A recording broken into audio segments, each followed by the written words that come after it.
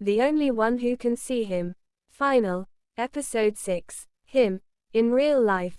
The days after Jake's disappearance felt unreal. At first, Ava thought he was just late. He had always come without warning, appearing in doorways, leaning against walls, sitting beside her like he had always belonged there.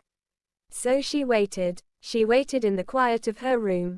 She waited on the floor where they used to sit. She spoke his name out loud, softly at first, then louder.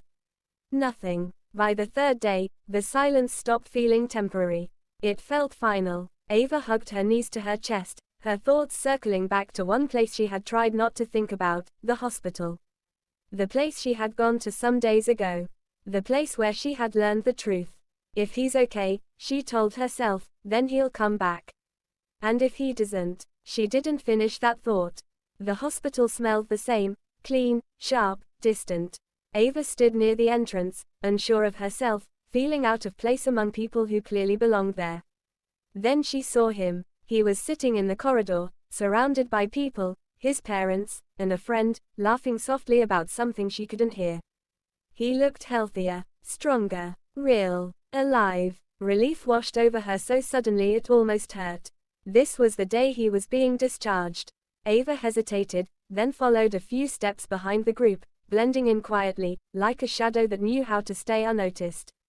Her heart pounded with every step. When there was finally a break, when he turned slightly away from the others, she spoke. Jake. He turned, but not the way someone turns when they recognize a voice. He frowned gently, confusion flickering across his face. Sorry. Who? Her heart dropped. Jake, she said again, quieter now. It's me. He shook his head slowly. My name isn't Jake. He hesitated, then added, it's Ethan. The name landed like something solid, something real, something that didn't belong to the boy she knew. I think you have the wrong person, Ethan said kindly. I don't think we've met. Ava's throat tightened. We have. You just don't remember. He looked at her for a moment, really looked, as if searching for something familiar. Then he smiled apologetically. I'm sorry. I really don't. There was no cruelty in his voice. No denial. Just honesty. Someone called his name, Ethan, and he turned back to his family.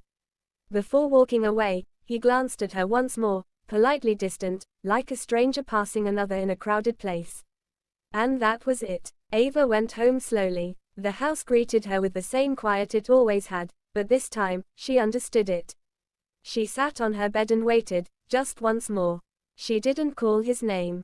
She didn't beg. She just waited.